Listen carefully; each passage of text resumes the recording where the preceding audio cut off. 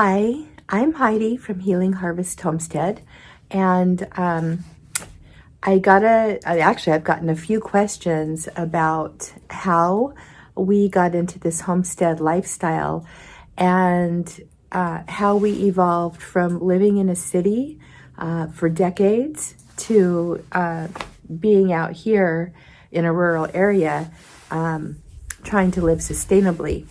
So I thought I'd go ahead and talk about this with us. I think every homesteader's story is different, and we all come from different places. Some of us grow up in the lifestyle, and really I've written about this on my website, on my blog, but I really do believe homesteading is a mindset. It's something that goes on in your head, and it has to do, you have this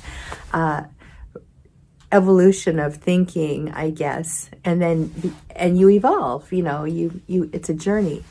So I think my personal homestead journey started when I was a little girl. We lived on an acre in Las Vegas, Nevada, in the boondocks. So we lived out of town, and that area is now actually in the middle of town. I'll grab my coffee here. And my dad always had a garden, was always working in the yard. We always had a food source outside of the grocery stores, and I think that's probably where I started learning it.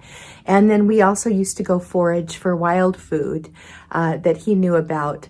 And this all started with my dad's grandparents really, were pioneers in Utah. So some of that knowledge was passed down. Some of it was lost. Much of it was lost, actually. But I think that's kind of where it started taking hold in me. And I remember living in Las Vegas as a little girl and looking at the mountains and wishing I could live in the mountains. So probably the seeds of my journey were then.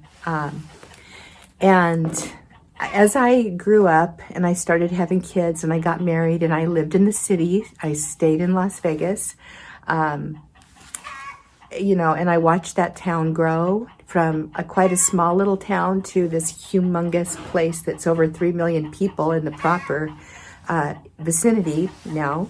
I got into public school teaching, which, you get into a career and a job and you are handcuffed by the retirement system. You start working for that sometime in the future I'll get to retire and then I can go do what I want. And I think with what happened with public education, for me, it changed so much that I got very depressed. And philosophically, I was not allowed to teach in a way that I believed in any longer. And I would just cry. The kids were on the computers a lot, and we weren't allowed to teach certain things anymore. The curriculum was changing. Teachers were actually being given scripts, and I was depressed. I just kept thinking, why am I even here? Now, at that point, I was making some, good money in terms of teacher salary anyway, because I had been doing it for almost 30 years.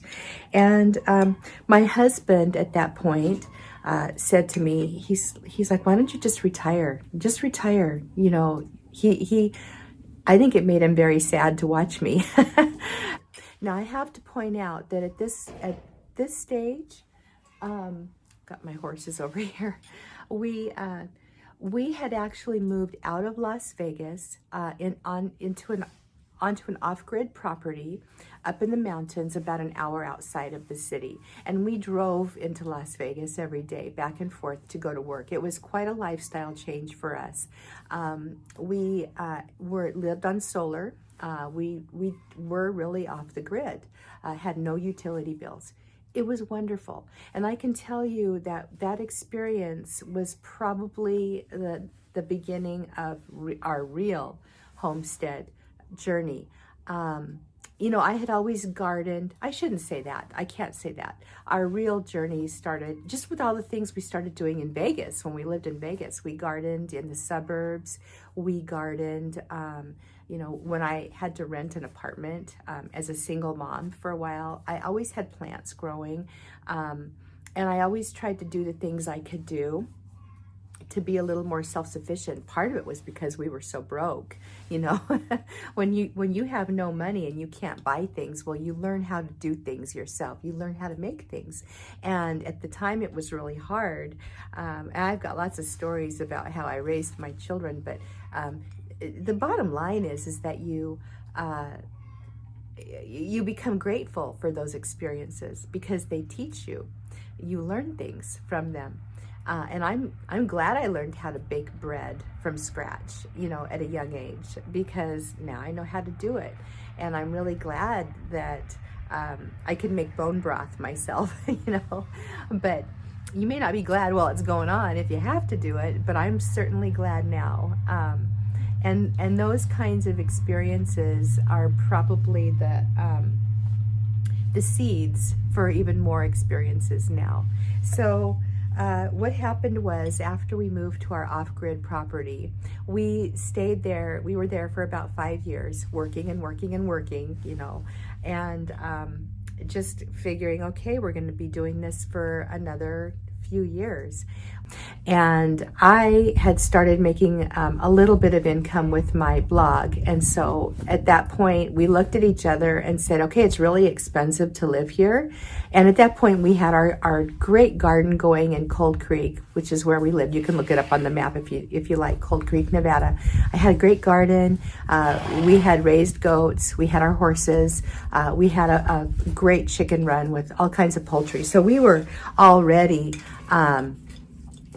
growing a lot of our own food at that point, even living in the Mojave Desert, which was really neat. So we ended up looking at each other and going, you know, let's sell the place, let's sell the house, and let's move. The reason we did that, because we loved Cold Creek, we loved living there, and our homestead was real small. We were on about 2/3 of an acre. So you can homestead on less than an acre. You can homestead and do permaculture in a yard in the suburbs in a city. You can. All right, I'm just telling you, we did it. But what made us want to move, there's a couple things, was number one, the expense. Living in the Las Vegas area is extremely expensive. Between food costs and gasoline and all the stuff. And so there was that. And hay, oh my goodness, the cost of hay, holy cow. We were paying between $15 and $18 a bale. So feed was expensive. So there was the expense. The other thing, and I'm just going to say this is probably not politically correct, but water. You know, water in the desert is at a premium, and the Las Vegas is a growing, sprawling city that has no resources. And they are, right now, the Las Vegas Water Authority is busy getting, if they haven't already, I think they've already started, but they're taking the water from the northern counties of Nevada, and the water's going to disappear there someday. So Joe and I are like, you know what? We need to go to a place where there's water. We really wanted to stay in Nevada. We love Nevada, but it wasn't feasible when you think about the water issues and also the way the state is run. Las Vegas kind of runs the whole entire state, even though there's only one county in the state that Las Vegas really is in. So one county runs a huge state with lots of counties, and that's because of the population. And we decided we didn't want to be there anymore. So we started looking at properties, and we found this one in Idaho. It was kind of it just kind of happened, and we sold our house and we found this one almost at the exact same time, and we just took the leap. We held our breaths, closed our eyes, and moved. And you know, after living in Las Vegas for 50 years, you know, and now then moving to Cold Creek, And that now being here, we've been here for going on 2 years in April, coming up. It's been quite a journey and quite a process. Now, homesteading it can be quite expensive. When we moved into this place, there was no fencing. The house was actually really run down, needed a ton of work. We bought the home under snow, so we didn't realize how much trash was out here, and it literally took us about 6 months or more to clean it up. And there's certain areas of the property we're still trying to clean up.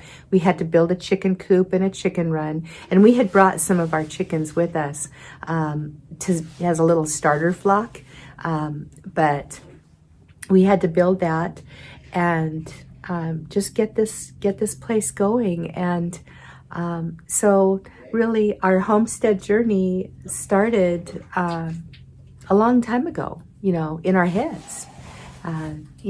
Joe's journey is a little different than mine, but I mean, mine started when I was a little girl. I didn't want to live in the city, and as I got a job in the city and had to be in the city, I just dealt with it, and I just, you try to be happy wherever you're at.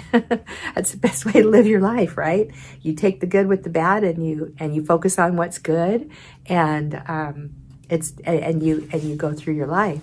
But at a certain point, if you want to make changes, you have to start shifting your mindset so those changes can start happening. And that's what we did. And so here we are.